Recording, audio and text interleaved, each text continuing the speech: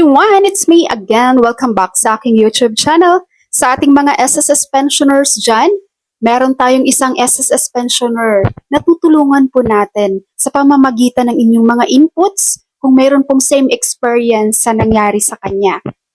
So itago ko na lang yung pangalan niya, no? Sabi niya, problem ko itong January 2025. Di ako nakatanggap. Supposed to be, first batch ako at December 27, 2024, pero wala pa. Pabalik-balik na ako sa land bank for 2 weeks. Wala pa rin. Pumunta sa SSS at sagot, nasa bank na daw. So, nag-SSS na siya guys, as nasa bangko na daw sabi ng SSS. Hirap na ako paulit-ulit. Hindi ako sakop ng akop. 2 times na nangyari ito sa akin last December 2023 at ngayon January 2025. Parang, siguro last December 2024 at ngayon January 2025. Parang napupuruhan na ako. Ano bang nangyayari ngayon sa land bank? Patulong naman po, salamat.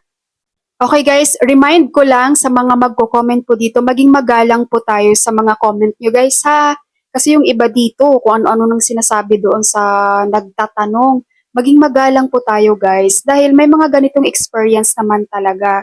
So hindi lahat ay katulad sa inyo, yung mga nakakatanggap talaga ng monthly pension na walang problema sa bank. No? Iba-iba kayo ng bangko eh. Kaya maging magalang po sa sagot dito. So sa mga SSS pensioners dyan, na land bank ang inyong account. Kumusta guys? Ganito din ba yung nangyayari sa inyo? Nagka-problema sa land bank kasi pumunta na siya ng SSS at sabi naman ng SSS na sa bank na. At naniniwala po ako sa SSS guys ha. Dahil kung ano yung schedule ng SSS, yun po talaga ang releasing nila. So nasa bangko na po yun. Kaya kung maalala nyo guys, noong December na 13th month nyo, ang sabi ko sa inyo, di ba, hintayin lang kasi iba-iba kayo ng bank. At hindi kakayanin ng bangko guys, sa dinami-dami nyo, hindi kakayanin ng bangko na isahang bagsak kayong lahat, papasok na yan sa inyong ATM. So sino ang naka-experience sa nangyari dito sa commenter natin ngayon na pensioner guys?